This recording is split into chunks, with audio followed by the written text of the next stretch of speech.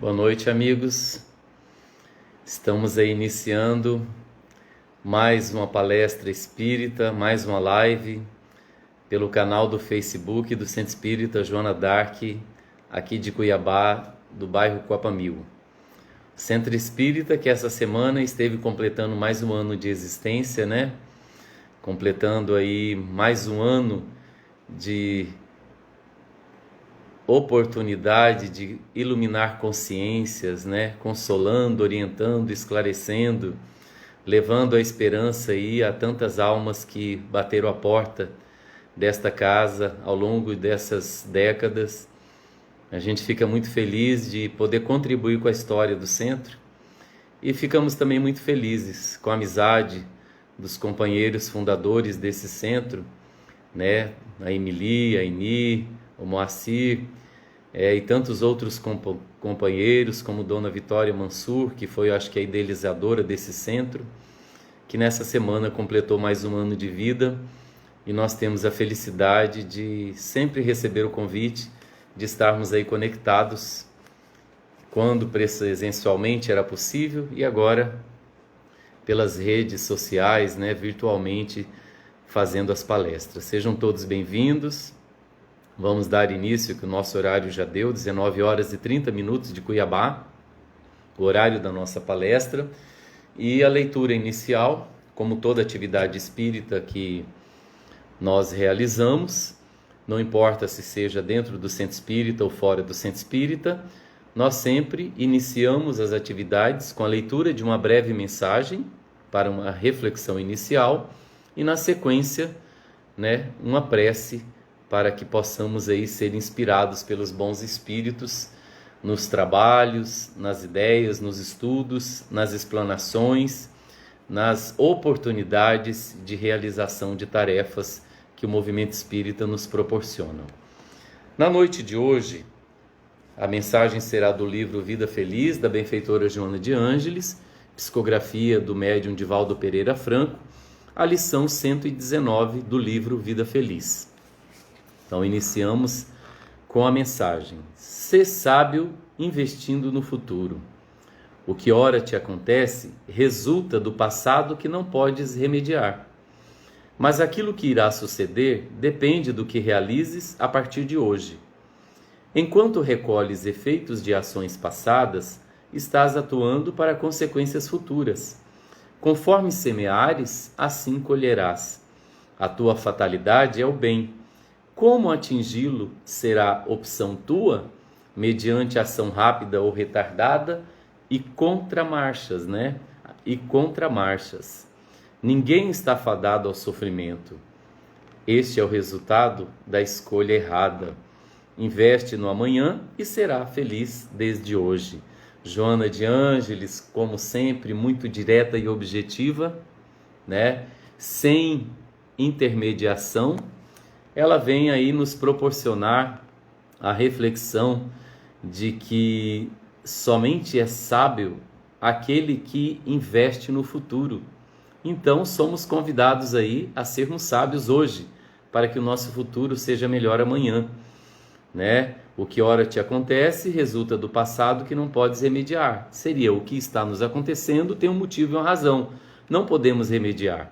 Ele vai nos acontecer, independente da nossa vontade, as provas e expiações. Mas aquilo que irá suceder depende do que realizes a partir de hoje. Seria a forma como eu vou lidar com as provas e expiações, os sofrimentos e as dificuldades, vai nos proporcionar aí essa visão de futuro. Enquanto recolhes efeitos de ações passadas, estás atuando para consequências futuras, né? Conforme semeares, assim colherás. A tua fatalidade é o bem. Nós fomos criados por Deus para essa fatalidade do bem. Agora, como atingir esse bem será uma opção nossa, né? Mediante ação rápida ou retardada e contramarchas, né? Ninguém está fadado ao sofrimento. Como entender isso que Joana de Ângeles diz? Que ninguém está fadado ao sofrimento. Se a grande maioria de nós, ou se todos nós que vivemos neste mundo, ao vivenciarmos as experiências desafiadoras das provas e expiações, entramos no estado emocional, psicológico, moral e espiritual e muitas vezes, na maioria das vezes, material, de muita dor e muito sofrimento. E aí nós interpretamos que a vida no mundo é muito dolorosa, é muito difícil, né? E ela diz que a nossa fatalidade é o bem, né? Que ninguém está fadado ao sofrimento. Este é o resultado da escolha errada.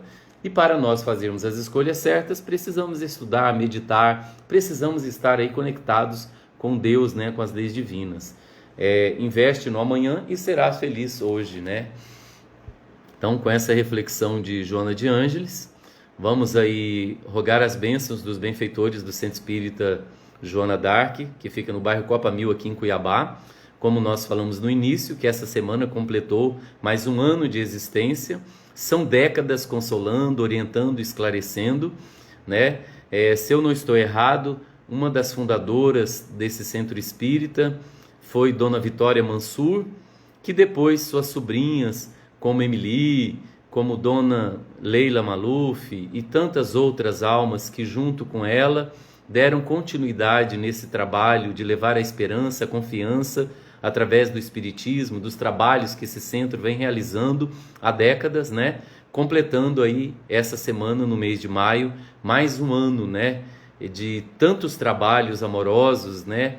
E com a perseverança dos companheiros que continuam à frente desse ideal da casa espírita, né? Como a nossa Emily, a nossa Eli, o nosso Moacir e tantos trabalhadores que perseveraram e perseveram ao longo dos anos, e tantos outros que passaram por essa casa, trabalhando, fazendo palestras, oferecendo estudos, né, ajudando com a promoção social, no trabalho de assistência e promoção social, trabalho do passe, das reuniões mediúnicas e tantas tarefas que são aí realizadas até hoje por essa casa de amor. Então, nosso parabéns ao Centro Espírita Joana d'Arc, que completou aí mais um ano de existência.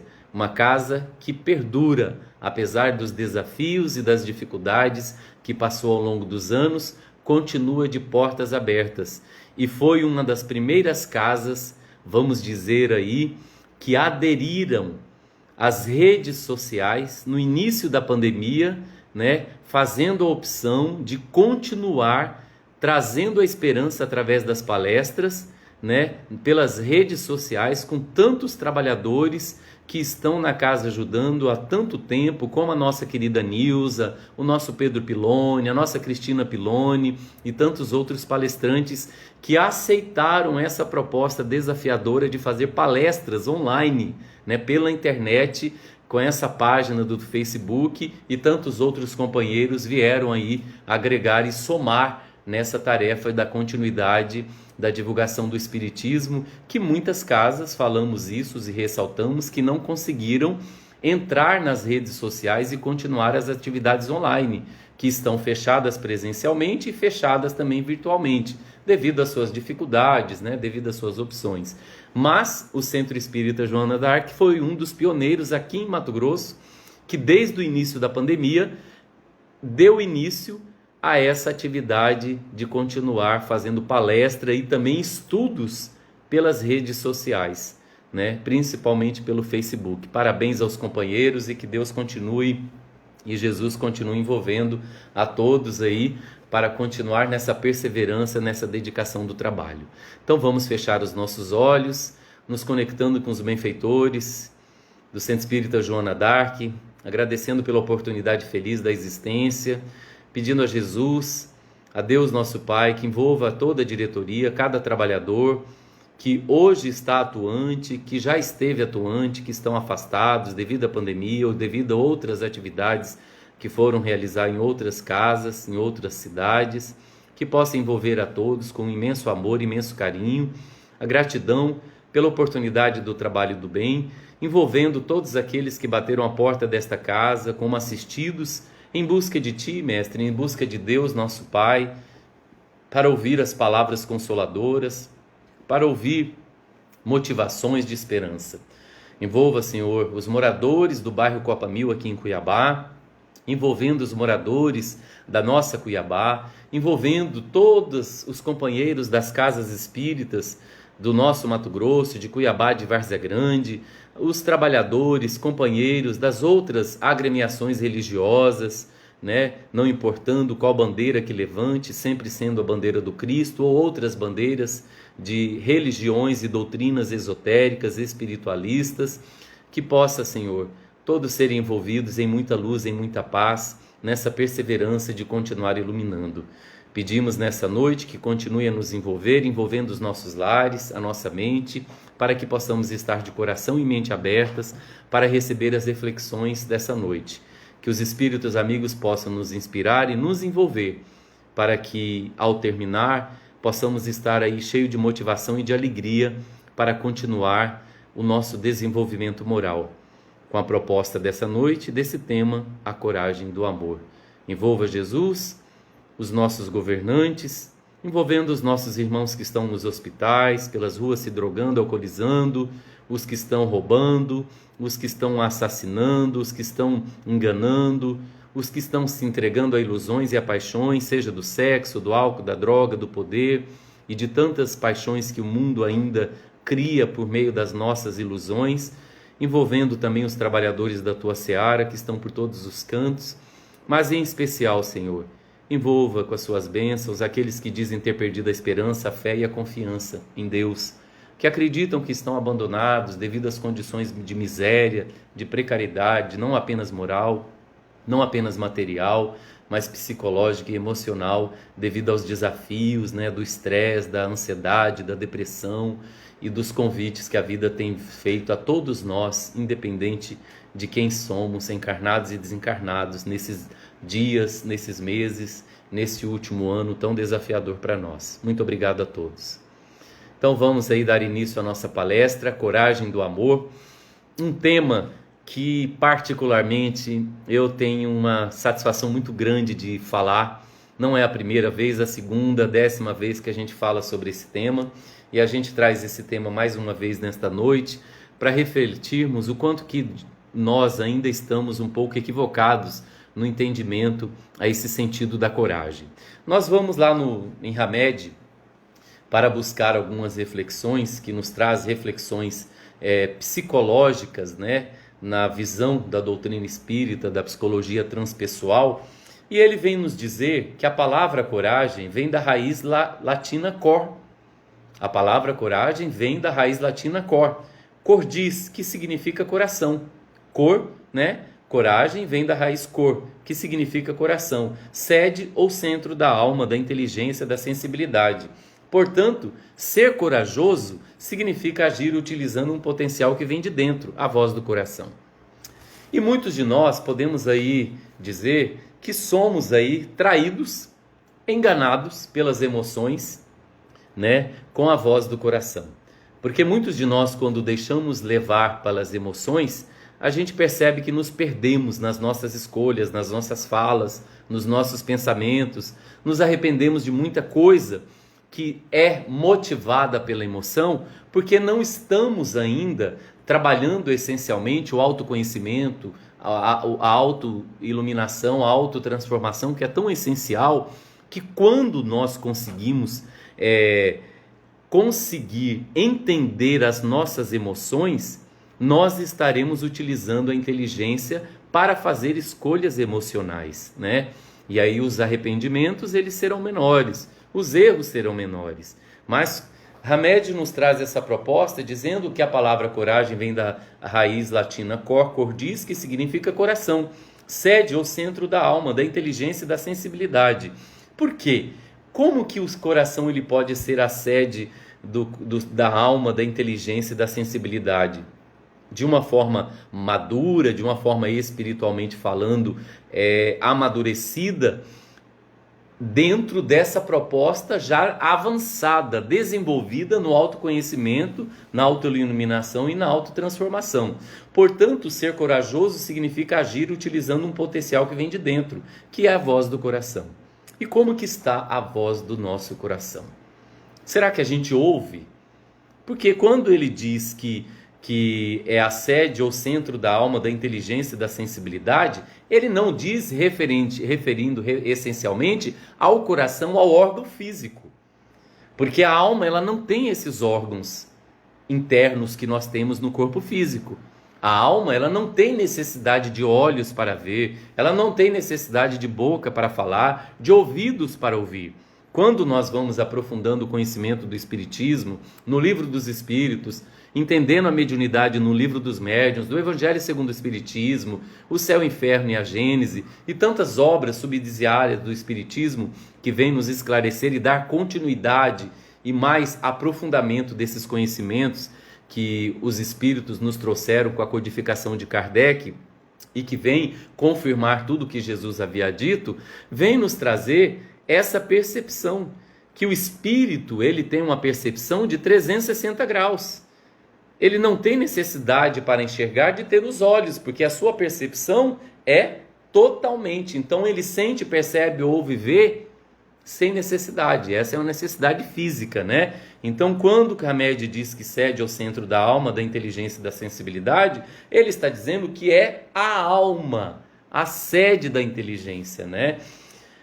Mas, dando continuidade a essas reflexões, dessa transformação para conseguir essa condição de entender que é a sede do coração e ter aí um controle, ter um equilíbrio maior sobre as nossas emoções, porque nós temos oscilações de emoções ao longo do dia, né? Ao mesmo tempo que estamos alegres, de repente ficamos tristes, ao mesmo tempo que estamos deprimidos, a gente entra no entusiasmo, no otimismo, ou mais deprimidos ainda, ou mais tristes, ou mais alegres, né? A gente percebe que as nossas emoções elas são bastante instáveis, né? Coragem, conforme nós vamos entender, não é arrogância ardilosa, determinação astuta ou agressividade.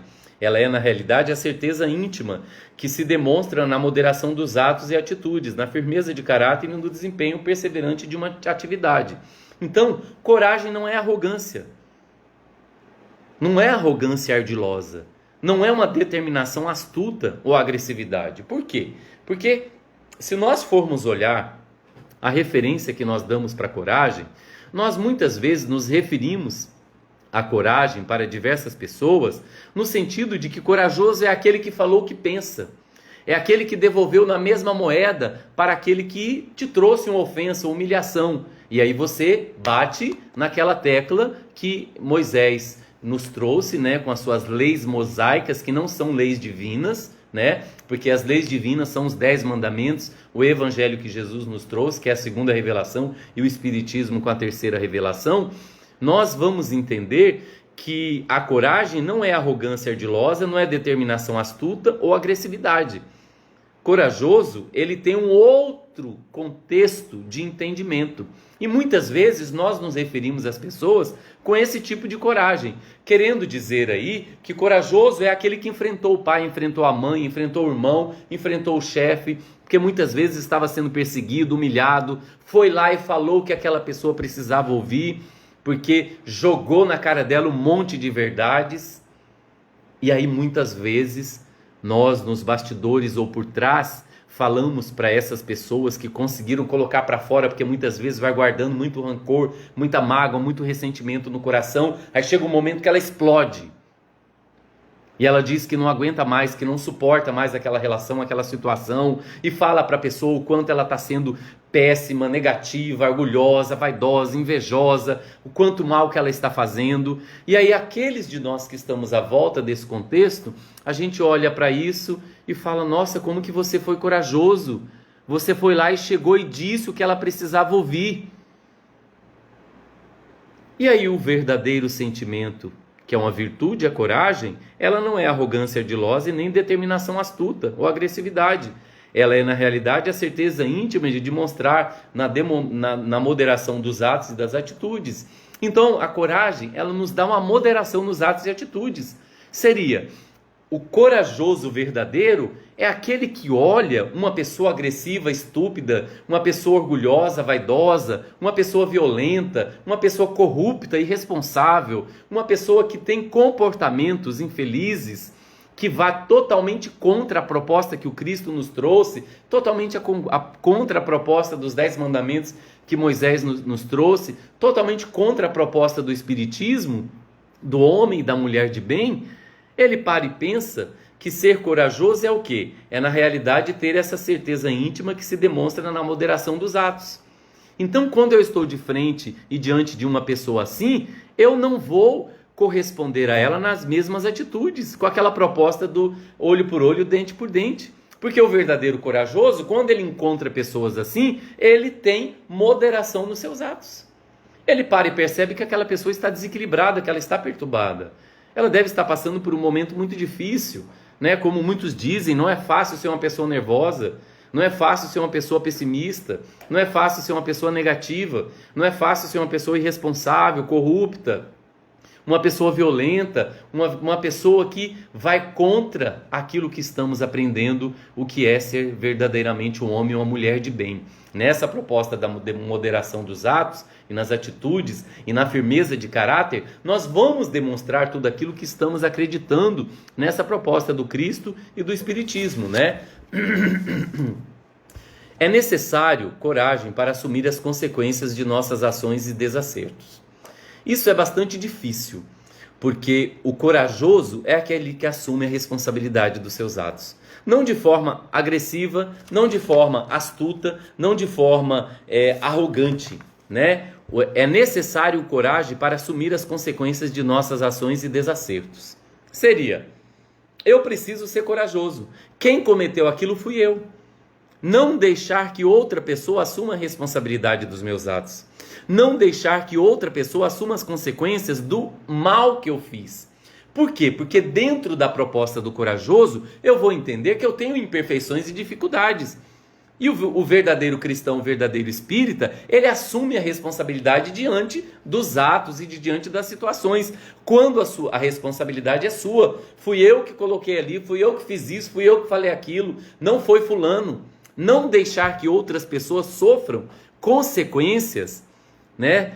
Que sofram perseguições, que sofram situações no ambiente de trabalho, dentro do relacionamento familiar, que não é responsabilidade dela. E a gente percebe esse comportamento negativo, né, contrário à coragem, desde criança, que é uma responsabilidade muito grande dos pais perceber isso nos filhos e tentar corrigi-los. De que forma? Muitas vezes o filho mais velho ou o filho mais novo, que geralmente são almas diferentes, um mais esperto do que o outro, e quando ele comete qualquer erro, qualquer malvadeza, qualquer atitude ali, né? Ah, a criança está sendo muito levada. O que geralmente ele faz? Ah, não fui eu, foi fulano. Quando ele não diz isso ao irmão, à irmã mais novo, mais velho, ele fala isso na escola. Quando a professora vem, porque ele sabe que ele vai ser punido. E como ele não quer ser punido, ele age de forma covarde. Ele age de forma ardilosa. Então, desde criança, você percebe que a personalidade daquele espírito que está naquele corpo infantil precisa ser trabalhada com a responsabilidade, com honestidade. Não ficar jogando para o outro irmão, para outra irmã, para o outro coleguinha na escola, na creche ou em qualquer outro lugar a responsabilidade dos seus atos. Porque se os pais acreditam naquilo, não conhecem, não percebem a personalidade dos filhos, essa criança ela vai crescer, que tipo de homem e de mulher ela será? Que tipo de pai e de mãe ela será? Que tipo de marido e esposa será? Que tipo de profissional e trabalhador será? Uma pessoa ardilosa, irresponsável, que está sempre escondendo quem verdadeiramente ela é, não assumindo a responsabilidade e não sendo corajoso, né? Para suportar a vontade de retrucar de acordo com as ofensas recebidas. É muito difícil assumir a responsabilidade de ser corajoso, dos erros que cometemos, e dizer para a pessoa, me perdoa, fui eu que errei. E sofrer as consequências disso. E as consequências disso é o quê? O término de um relacionamento, seja de um casamento, de um namoro, de um noivado, o término de um contrato de trabalho, o término de uma relação de amizade que muitas vezes nós estamos construindo ao longo do tempo e essa amizade acaba se perdendo porque eu menti, eu enganei e lá na frente essa pessoa vai acabar descobrindo que fui eu que fiz isso e isso vai ficar na minha mente, muitas vezes eu carregando por 10, 20, 30, 40 anos aquilo que eu fiz e eu não devia ter feito. Fulano assumiu a responsabilidade e o pior ainda, o que os espíritos nos dizem, quando nós desencarnamos, nós vamos saber verdadeiramente quem são essas pessoas, quem está mentindo, quem está enganando. E para muitos de nós vai ser muito dolorido, vai ser muito sofrido descobrir que eu fui traído, que eu fui traída, que eu fui enganado, que na verdade foi uma mentira aquilo que meu pai falou, que minha mãe fez, que meu avô, que meu tio, que minha colega, que uma pessoa que eu dei toda a confiança a minha vida inteira e ela estava me enganando. Por isso que corajoso é aquele que assume as responsabilidades dos seus atos, né? Então nós entendemos que a criatura realmente corajosa, ela sabe que viver é correr riscos e enfrentar o desconhecido. A pessoa corajosa sabe que viver é correr riscos. Correr riscos no sentido de que estaremos sendo convidados a todo momento a desafios extremamente dolorosos. Então nós vamos correr riscos porque somos imperfeitos. Nem sempre aquilo que vamos fazer poderá dar certo como nós pensamos. Por mais que nós façamos um planejamento, colocamos isso numa planilha, num papel e fazemos tudo conforme foi orientado, com orientação de coach, de psicólogos, de psiquiatras, de profissionais, de contadores, de administradores que a gente procurou ajuda para organizar e tomar aquela decisão, de repente aquela decisão não dá certo. E aí, a criatura realmente corajosa, ela sabe que viver é correr riscos e enfrentar o desconhecido. Porque nós não sabemos exatamente o que as nossas escolhas e os nossos atos vão gerar de consequências nos futuros. O Espiritismo ele vem nos proporcionar o entendimento disso para que a gente erre menos e acerte mais. E quando acertar ou errar, ter consciência de que nós estamos correndo riscos. E viver é isso, é enfrentar o desconhecido. Todos nós, meus irmãos, estamos constantemente enfrentando coisas ignoradas, desconhecidas. A vida é um autoconhecimento a todo momento. Podemos, muitos de nós, estar repetindo aí experiências que não deram certas em encarnações passadas, mas sempre será desconhecido. Por mais que no meu inconsciente eu já tenha sentido e vivido aquilo, nessa encarnação é algo que eu não conheço.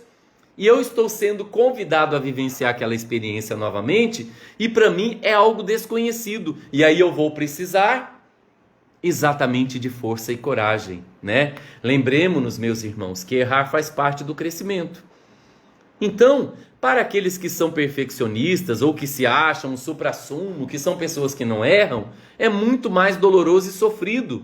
Por isso que nós falamos que não é fácil ser nervoso, ser irritado, ser uma pessoa negativa, pessimista, ser uma pessoa irresponsável, porque as consequências de uma vida assim serão muito dolorosas.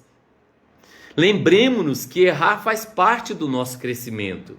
Então, eu vou viver de tal forma, entendendo que aquilo que eu estou fazendo pode dar certo ou não, pois é uma consequência da necessidade de viver. Nós estamos num estágio evolutivo que o erro faz parte do nosso processo de crescimento e desenvolvimento moral e espiritual. Então, quando eu errar, não vou perder a esperança, a confiança, não vou desesperar, enlouquecer, desistir de caminhar, que é o que muitas pessoas fazem, que entra na linha da ansiedade, porque não consegue ter controle das situações, ou entra numa situação de depressão, porque se arrepende de tudo que fez e não consegue mudar o passado. É uma pessoa que não tem esperança. Então lembremos-nos de que errar faz parte do crescimento, pois é uma consequência da necessidade de viver. Vamos entender que é impossível, meus irmãos, passar pela vida sem incorrer em grandes doses de desaprovação. Aí a gente entra naquela questão que não vamos agradar todo mundo. E aí a gente cai naquele ditado que até Jesus não agradou, como é que eu vou agradar? Nós que somos espíritas e cristãos não podemos repetir esse ditado, porque é um ditado que não cabe dentro da nossa realidade, porque é impossível passar pela vida sem incorrer em grandes doses de desaprovação. Vamos conviver com pessoas que pensam, sentem, vivem diferente da gente. E muitas estarão desaprovando as nossas escolhas, seja da religião, seja da opção sexual, seja do homem, da mulher que escolhemos como companheiro, como companheira, seja da opção profissional, seja do caminho que vamos escolher. Então, é impossível passar pela vida sem incorrer em grandes doses de desaprovação. Agora, como que nós estamos lidando com essas desaprovações, né? Porque essas desaprovações, meus irmãos, são o ônus que pagamos pelo fato de vivermos numa sociedade onde há, que nós falamos, né, da diversidade de opiniões, que é uma das características mais marcantes das criaturas. Cada um é um mundo interior. Cada um é um mundo interior.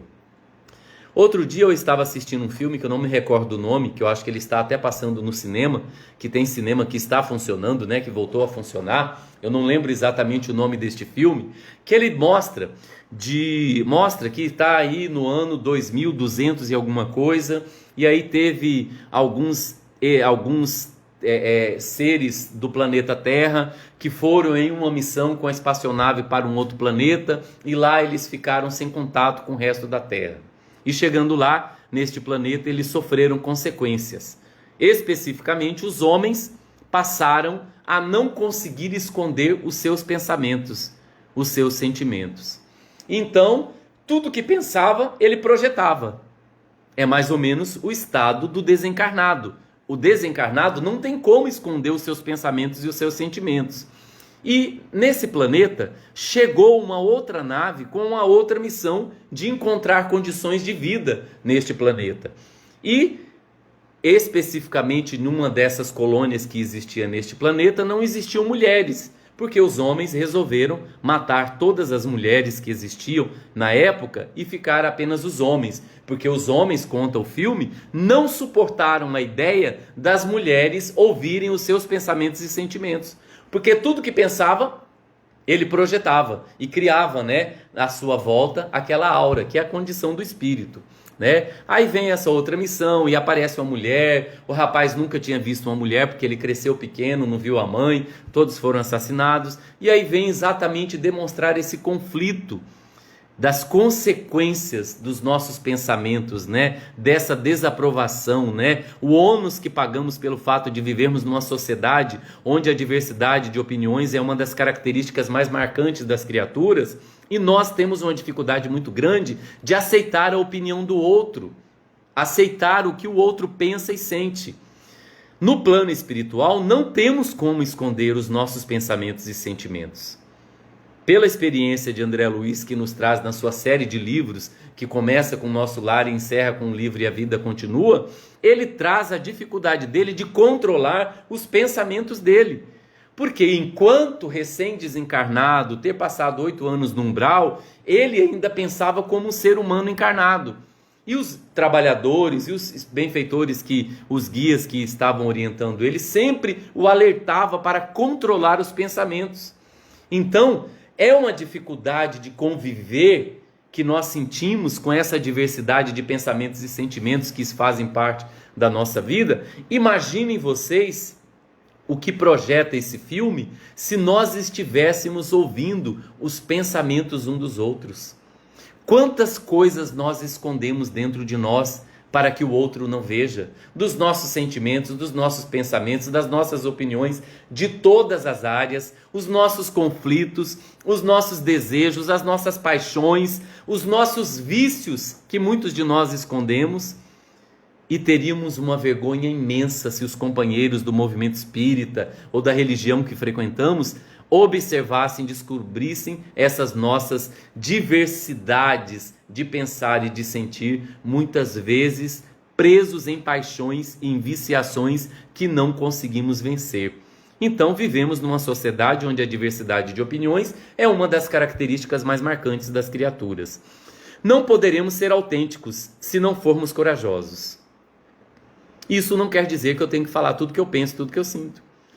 Ser autêntico é você aceitar o seu mundo íntimo, que eu trago defeitos, trago limitações, trago dificuldades de entendimento, de interpretação. Muitas vezes, quando eu falo, eu não sou compreensivo. Dentro dessa proposta de se autoconhecer, é você entender que quando você bebe, você perde o controle de você mesmo. Quantas pessoas são assim? Que tomam uma taça de vinho, que toma 2, 3, 4, 5, 6, 10, 20 cerveja e a pessoa se transforma. Se transforma. E aí sempre culpa a bebida que foi a causa daquilo ali. Não. aquilo é ela, é o mundo íntimo da pessoa, né? Nós precisamos aí entender que não poderemos ser autênticos se não formos corajosos e assumir que aquilo faz parte da minha intimidade. Tem momentos que estamos com tanta raiva, com tanto nervosismo, que a gente descarrega nos outros essa raiva, essa mágoa, esse rancor, e as pessoas espantam e chegam a dizer: meu Deus do céu, você é assim?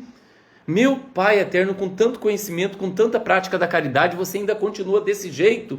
Aí a gente é pego de surpresa, né? E aí a gente percebe que nós temos essa dificuldade de ser autêntico, porque não estamos sendo corajosos. E no movimento espírita, existe um comportamento de muitas pessoas que, quando se deparam com companheiros que têm um conhecimento imenso do espiritismo, do evangelho, que participa de um monte de trabalho de caridade, de trabalho no bem, e de repente vê essa pessoa postando nas redes sociais, tomando cerveja, tomando vinho, tomando cachaça, tomando uísque, ou usando roupas muito sensuais e sexualizadas, né? E aí a gente entra no movimento da crítica, porque a gente imaginava que aquela pessoa era uma puritana. Quantas palestras a gente ouve de Divaldo, e Divaldo chega a dizer: eu senti raiva quando aquela pessoa chegou para mim e falou aquilo. Eu senti inveja daquela mulher que estava naquela situação daquele jeito. Eu senti medo. E aí as pessoas riem, porque é Divaldo Franco falando. Quando somos nós, os companheiros aqui comuns do cotidiano, que não somos missionários como é o Divaldo, Chico e tantos outros, as pessoas apontam o dedo. Ah, mas fulano não pode ser assim, ele é espírita. Mas espera aí, onde que está a nossa autenticidade, se não formos corajosos de reconhecer que isso faz parte do nosso mundo íntimo? Nós não poderemos ser originais se não lançarmos mão do destemor. Não poderemos amar se não corrermos riscos. Não poderemos pesquisar ou perceber a realidade se não fizermos uso da ousadia. A coragem é uma qualidade interior que vem em primeiro lugar. Tudo mais acontece sucessivamente. E quantos de nós não temos coragem? Coragem, muitas vezes, de dar um feedback para um companheiro, de ouvir um feedback de um companheiro, das coisas que nós falamos, fizemos, de algo que eu disse na palestra, no estudo, de algo que eu falei na evangelização, de algo que eu fiz. Certa vez, nós estávamos trabalhando na casa espírita que a gente está vinculado há mais de 30 anos, que é o Centro Espírita Cuiabá. E a casa espírita, ela tem 5 dias de atividades de palestra e passe, em dias diferentes, horários diferentes na semana, que está no momento fechada, né, que vai reabrir, se Deus quiser, aí a partir do mês de junho. Algumas casas estão revendo aí os decretos para poder voltar a funcionar, né, tudo dentro das normas e das regras, né, para que as casas funcionem. E certa vez eu entrei na sala de passe para aplicar o passe depois da palestra. E quando nós sentamos para fazer a avaliação do passe, que a nossa casa espírita, quando termina o passe, as portas fechadas, os médiuns, né, os trabalhadores do passe, fazem uma avaliação do trabalho, de percepção que tiveram. Muitas vezes tem um texto ali para fazer uma reflexão do passe, porque a gente faz o curso do passe uma vez na vida e depois não faz mais. E a casa, ela adota esse sistema de trazer um texto depois do passe para ser lido e refletido. E uma companheira dessa casa, ela estava com um short que, quando ela sentou, Cuiabá é muito quente, todo mundo que vive aqui sabe disso, né? É uma cidade muito quente. Ela estava com um short que, quando ela sentou, esse short quase subiu na barriga dela. E ela, uma pessoa já com mais de 50 anos de idade, umas pernas grossas, e ficaram aquelas pernas imensas para fora. E a gente olha, né, o comportamento, um companheiro, uma companheira que trabalha tanto tempo na casa, é médium, é trabalhadora, tem conhecimento, estuda na casa, vir com uma roupa dessa, chamando a atenção para aplicar o passe. Vamos dizer que ela usa essa roupa lá fora, fora da casa espírita. Mas até que ponto isso é adequado? Aí entra no nosso conhecimento de saber que nós vivemos numa sociedade, né, onde a diversidade de opiniões e de vidas são características que são marcantes nas criaturas. E nós, percebendo isso, né, nós procuramos a coordenadoria responsável e pedimos que indiretamente a coordenadoria colocasse um texto para que fosse feita uma reflexão da roupa que se vai ao centro espírita. Porque quando é um frequentador, o frequentador ele não tem noção.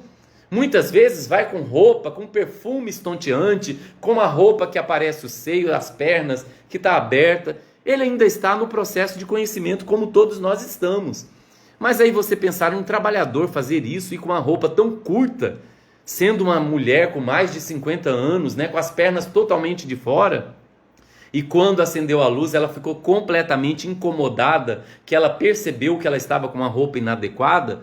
Aí a gente pediu, né, para que a coordenadoria responsável pelo trabalho, né, criasse um texto para que fosse lido e lembrado, né, que existem algumas coisas que não são adequadas.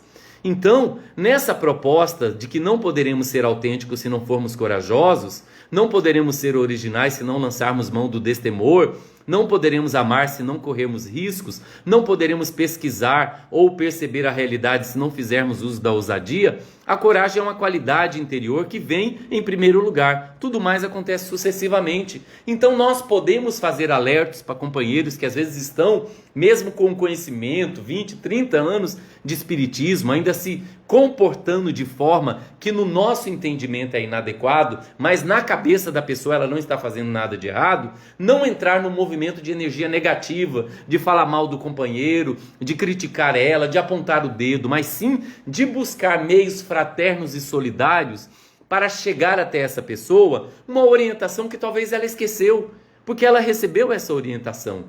E muitos de nós estamos nessa proposta, às vezes é um tanto quanto equivocada. E Joana de Ângeles, ela vem nos trazer nessa proposta da coragem do amor, né? Porque a coragem é amorosa.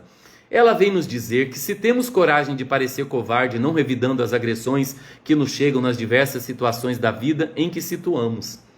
Todos nós passamos por experiências desafiadoras, né? E estamos aí sofrendo agressões que nos chegam em diversas situações da vida em que situamos. Agressões por palavras, por perseguições, por humilhações, por pessoas que estão puxando o tapete, é dentro da família, é do ambiente de trabalho, é companheiro profissional, da mesma área profissional, é companheiros da própria casa espírita muitas vezes, que não sabem ser fraternos, solidários, praticar a caridade. E Joana de Ângeles, ela vem nos dizer que se nós temos coragem de parecer covarde, não revidando as agressões que nos chegam nas diversas situações da vida, seria, quando nós estamos sendo ofendidos, humilhados e não revidando, nós estamos sendo corajosos. Então, corajoso é não praticar aquela lei mosaica que servia para os homens de 5.000 anos atrás. Olho por olho, dente por dente. Porque Jesus veio 3.000 anos depois e trouxe a proposta de amar, de perdoar 70 vezes 7 vezes, de amar os inimigos, colocando por terra essa proposta de olho por olho, dente por dente, né? E muitos de nós podemos estar aí lutando com brava decisão íntima para refrear os nossos impulsos primitivos que teimam por nos dominar.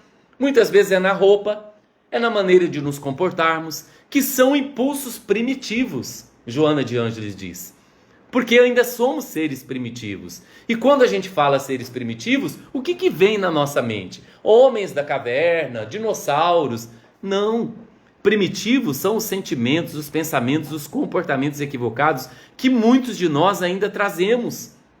Por quê? Porque estamos usando mais o instinto do que a inteligência. Nós, seres que estamos nessa condição hominal, passamos pelos reinos mineral, vegetal, animal, evoluímos em todos os processos desses reinos para chegar nessa condição hominal de espírito que estamos. E quando chegamos nessa condição, Deus, além do instinto que faz parte da nossa existência, da nossa vida, Ele nos deu a inteligência e a razão para ter o discernimento do bem e do mal. E com a inteligência, nós vamos procurar usar mais a inteligência do que o instinto. O instinto, ele é importante para a preservação da nossa vida. Só que muitos de nós estamos utilizando o instinto exatamente para revidar situações e experiências agressivas que nos chegam no cotidiano. Se a gente parar para pensar, quem que usa o instinto? Se um cavalo, um burro, uma égua se sente ameaçado, o que ele faz? Ele te dá um coice, usando o instinto da preservação da vida. Se uma cobra, uma aranha se sente ameaçada, ela vai atacar aquele ser que ela se sente ameaçada, utilizando o instinto, porque ela não pensa, ela não raciocina. A cobra só ataca por causa do instinto de preservação da vida quando ela se sente ameaçada. Da mesma forma a aranha e todos os animais. Se você pisa no rabo de um gato, de um cachorro, instintivamente ele vira-se para trás, para o seu rabo, para morder instintivamente aquele que está ameaçando a sua vida, porque ele está sendo agressivo. Mas e nós? Que diferença que nós temos dos animais? A inteligência, a razão.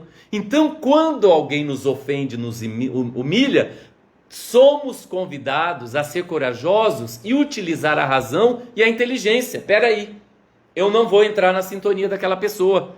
Aquela pessoa pegou na lama e jogou em mim. Aquela lama só vai me atingir se eu entrar na mesma sintonia com ela. Porque se eu fizer assim, a lama vai passar e eu não vou me sujar.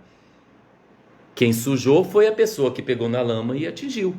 Porque eu estou num outro patamar, num outro nível.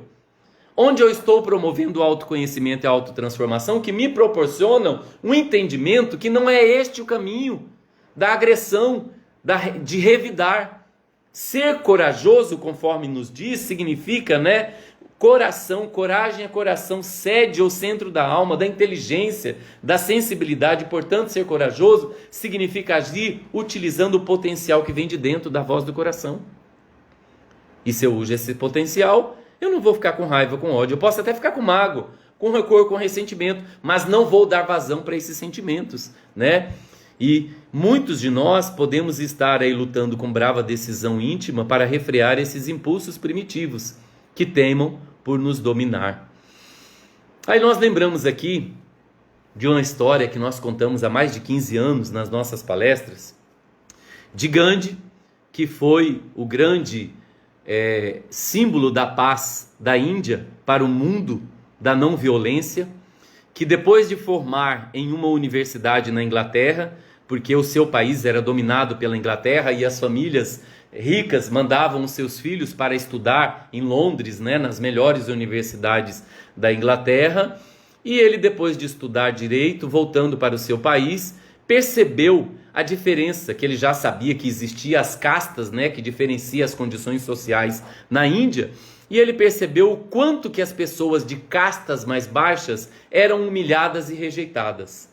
E ele começou esse movimento da não violência, fazendo jejum, ficando sem comer, tentando libertar o seu país do poderio britânico, porque a Índia estava sob o domínio dos britânicos, e Gandhi começou um movimento para libertar o seu país de tudo aquilo que os britânicos exigiam. E sempre pela paz. Certa vez, nesse movimento, Gandhi já bastante conhecido, ele estava andando por uma praça que a sua casta não era permitida estar naquele lugar. E havia guardas, que cuidavam desses lugares. E Gandhi andando naquela praça, um guarda, percebendo que pela roupa dele, que sabe-se qual que é a casta daquele ser, daquele cidadão indiano, percebeu que a casta dele não era permitida estar andando naquela praça. Aquele guarda, um homem alto, forte, Gandhi tinha 1,5 m de altura, muito magrinho, mirradinho, por conta dos movimentos que ele fazia de jejum para conquistar a paz, sem violência, sem usar armas, sem usar nada de violento.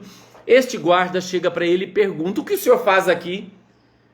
E Gandhi olha para ele e fala: estou passeando. E o guarda olha para ele: mas que ousado que é o senhor para me olhar desse jeito. E o guarda, num movimento de violência, pegou, levantou a mão e deu um soco em Gandhi. Gandhi, pequeno e magrinho, caiu no chão. Machucado, se ajeitou, arrumou sua roupa, o seu tecido ali, e levantou. E olhou para o guarda. O guarda olhou para Gandhi e disse para ele: como que você é ousado, continua olhando para mim desse jeito, e lhe dá um segundo soco.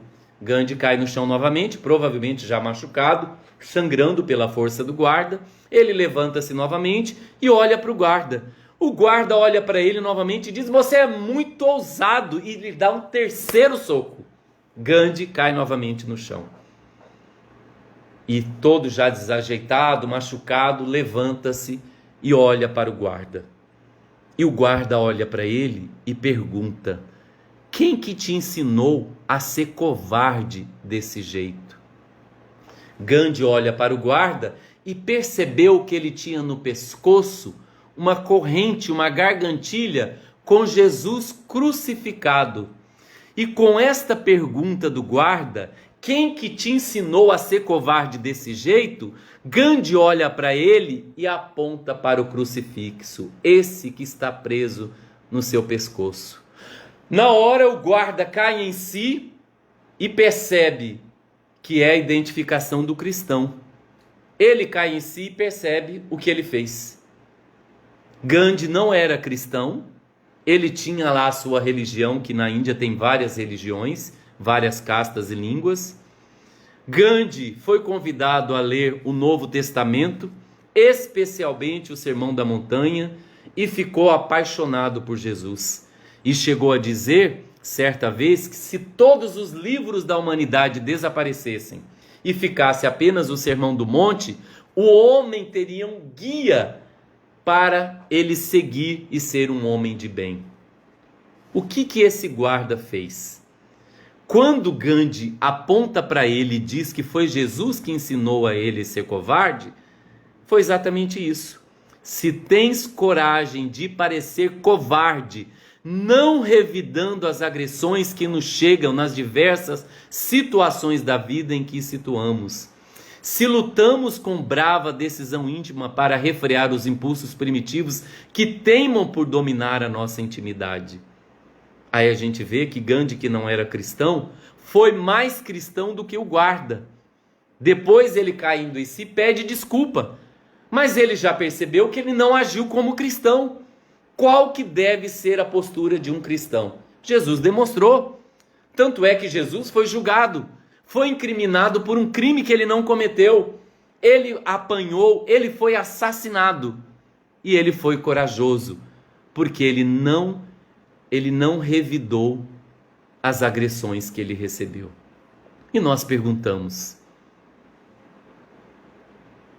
quantos de nós que não carregamos uma gargantilha com Cristo pendurado no peito, mas dizemos com a boca cheia que somos cristãos e espíritas, e estamos agindo como este guarda, agredindo as pessoas, humilhando as pessoas, perseguindo as pessoas, dentro da casa espírita, dentro do lar, sendo o inimigo contra o marido, a esposa, o pai, a mãe, o irmão, o filho, o vizinho, sendo um disseminador da discórdia, enquanto que a proposta do Cristo e a proposta do Espiritismo é sermos corajosos, porque o mundo aí fora vai olhar para a gente, quando a gente não revidar, como Gandhi não revidou, como Jesus também não revidou, e vai apontar o dedo para você e dizer: você é covarde.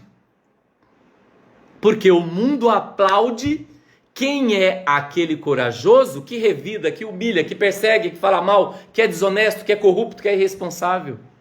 Mas qual que é a proposta do Cristo? É exatamente essa: se tens coragem de parecer covarde, não revidando as agressões que nos chegam nas diversas situações da vida em que situamos. E quantos de nós não estamos sendo nem Gandhi, que não era cristão, e estamos sendo o guarda, o policial, que agrediu ele com 3 socos e dizendo-se cristão. Mas Joana de Ângeles também nos traz a reflexão para que nós venhamos exercer a vigilância para a manutenção do comportamento cristão a que dizemos ser.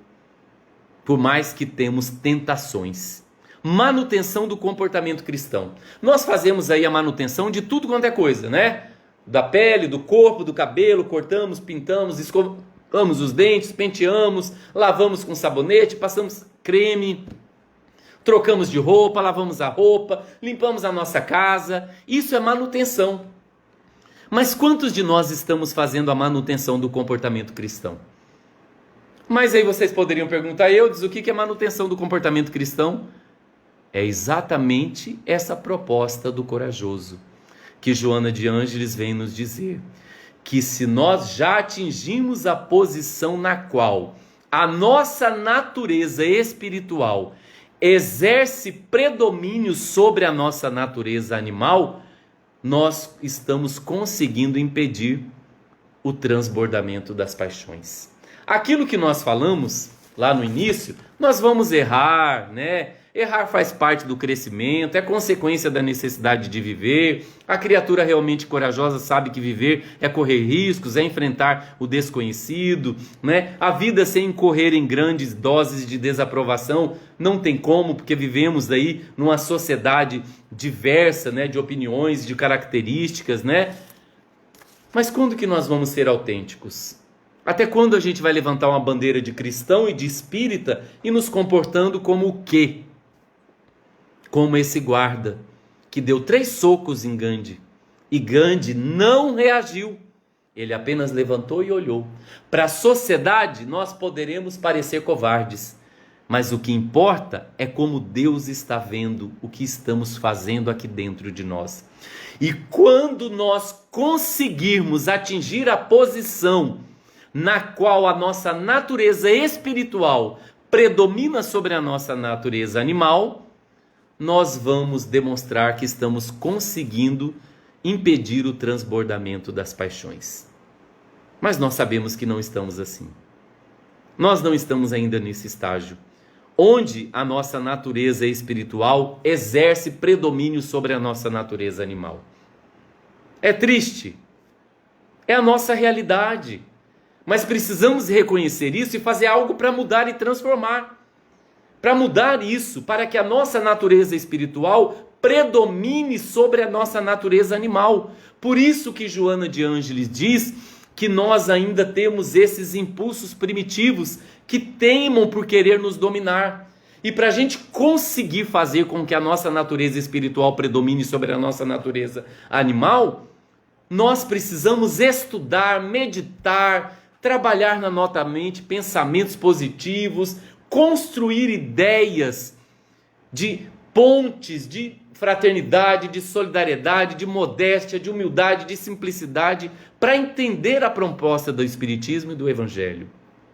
Joana de Ângeles diz que quando a nossa natureza espiritual predominar sobre a nossa natureza animal, ela diz que uma alegria interior vai cantar então dentro de nós uma balada suave na consciência, como um aplauso às nossas vitórias, que poucos identificam, ou talvez ninguém vai identificar, mas que no entanto são apoio a todos os embates do qual nós não fugimos. O cristão autêntico, como nós pretendemos sê-lo, se identifica com o Espírito do Cristo em todo lugar. Eu vou para o Nordeste, eu vou para São Paulo, eu vou para a Europa, eu vou para a América do Norte, para os Estados Unidos, eu vou para a China, para o Japão, mas eu continuo sendo cristão, pensando e falando. Não é porque eu estou longe da casa espírita que eu vou deixar de ser espírita, de ser cristão. Por isso que o cristão autêntico, como nós pretendemos ser, ele se identifica com o Espírito do Cristo em todo lugar.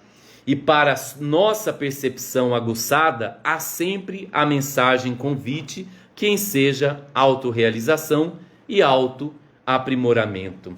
Aí nós, meus irmãos, para encerrar, que o tempo passa tão rápido e é tão bom falar do Evangelho de Jesus e é tão bom falar do Espiritismo, vem mais uma fala de Hamed para a nossa reflexão, dizendo que a espiritualidade superior não nos quer submissos à vontade de outra pessoa mandando em nós, dizendo o que nós temos que fazer, porque nós precisamos ser autênticos. A espiritualidade superior não nos quer submissos à vontade de outra pessoa, nem inabilitados para tomar decisões, mas quer que nos apropriemos de nossos valores inatos. E para descobrir quais são os nossos valores inatos, precisamos olhar para dentro de nós, demonstrando uma determinação e firmeza diante da vida, porque eu tenho o controle da minha vida nas minhas mãos. Porque isso teria como resultado natural o conforto físico, psíquico e espiritual.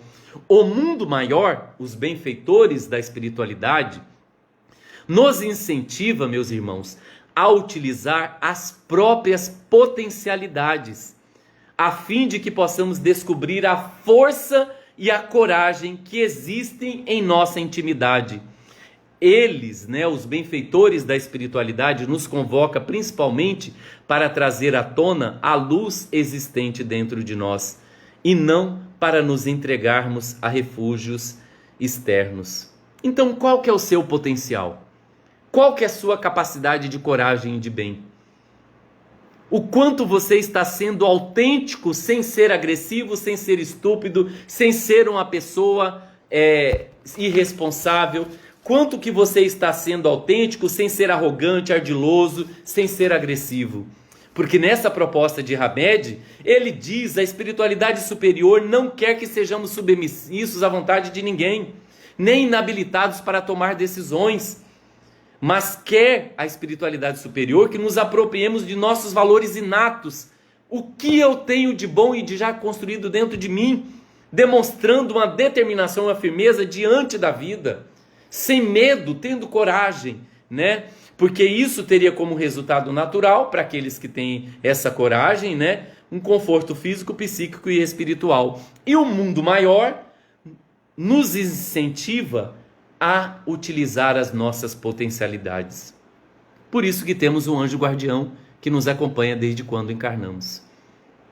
Qual que é a nossa potencialidade? A fim de que possamos descobrir a força e a coragem que existem em nossa intimidade. Então os espíritos superiores nos convocam principalmente para trazer à tona a luz existente em nós. Será que nós enxergamos essa luz? E não para nos entregarmos a refúgios externos, a fugas e a ilusões, A vida nunca nos apresenta um problema sem que tenhamos possibilidade de resolvê-lo. Que olhemos para dentro de nós e reconhecemos o nosso potencial, a nossa capacidade para ser corajosos e amar. Obrigado a todos pela atenção desta noite. Mais uma vez aqui ressaltamos que a nossa Casa Espírita Joana d'Arc, aqui de Cuiabá, no bairro Copa Mil, completou mais um ano de existência. São décadas semeando esperança, confiança e amor. Uma semente que foi iniciada com Dona Vitória Mansur e que foi continuada por suas sobrinhas, que estão até hoje à frente da casa, e mais outros trabalhadores, como o Moacir, como a nossa Eni, como nossa Emily, como nossa Nilza, como tantos trabalhadores que já passaram por essa casa e que perseveram aí com a juventude, que a casa abriu as portas para os jovens da federação, que faz um trabalho muito bonito, a Federação de Mato Grosso também. Parabéns a todos e para todo esse movimento de amor, que ele não cessa, porque vocês são corajosos. Fechando os nossos olhos, vamos agradecer a Deus por mais esse dia, por mais essa semana, por mais esta noite, por mais essas reflexões, pedindo aos benfeitores da humanidade, aos espíritos amigos do Centro Espírita, aos benfeitores do Centro Espírita Joana d'Arc, que nos envolva, que envolva os trabalhadores, os frequentadores, aqueles que bateram a porta desta casa em todos esses anos e décadas, em busca de Ti, Mestre, em busca de Deus, nas palavras, no consolo, na orientação, no conforto que essa casa pôde ofertar e que todas as casas espíritas sérias do movimento espírita fazem, que todas as igrejas, templos fazem, semeando o amor, a esperança e a confiança que o Senhor nos ensinou. Envolva, Jesus, os nossos lares, os nossos familiares, aqueles que amamos, aqueles que nos amam, aqueles que estamos aprendendo a amar e aqueles que estão aprendendo a nos amar como somos. Derrame suas bênçãos sobre os nossos governantes, sobre essa problemática, Senhor, política da vacina, sobre todos aqueles que estão com esperança de ser vacinados e as dificuldades das decisões, aqueles que já foram vacinados, que serão vacinados, que tenham consciência, Senhor, que precisam continuar se cuidando para cuidar do próximo. Envolva, Jesus, aqueles que estão nas UTIs, nos hospitais, nas policlínicas, nas UPAs, que estão buscando os atendimentos médicos para tratar não apenas de Covid, mas tratar de ferimentos, de acidentes, de infartos, de derrame, de tentativas de suicídio, de tratamentos de câncer. Envolva, Senhor, os profissionais para atender com amor e responsabilidade. Envolva, Jesus, os nossos irmãos que dizem ter perdido a fé, a esperança, a confiança, por estarem passando fome, por não ter dinheiro para comprar um remédio, por não terem condições, Senhor, de ter um trabalho digno, de não ter um leite para dar para o filho. Envolva o coração dessas almas, Senhor, para que busque a Ti na esperança, da fé, da oração e da vigilância, como o Senhor nos ensinou. Envolva, Senhor, os Teus mensageiros que estão espalhados por todos os cantos deste universo, do nosso país, deste planeta Terra, desta terra de Cabral, deste país que será a pátria do Evangelho. Envolva, Jesus, aqueles que ainda estão equivocados, fazendo a escolha da corrupção, da irresponsabilidade, da desonestidade, do crime, da mentira e da enganação. Nos fortaleça, Senhor, e que não nos falte coragem, fé, esperança e confiança para seguirmos em frente, dando a nossa cota de sacrifício e de responsabilidade e de fé. Muito obrigado, Senhor, que assim seja. Um beijo na alma, um beijo no coração de todos. Obrigado a todos por mais uma vez estar conosco aqui na página do Facebook do Centro Espírita Joana d'Arc. Lembramos que a palestra ficará gravada.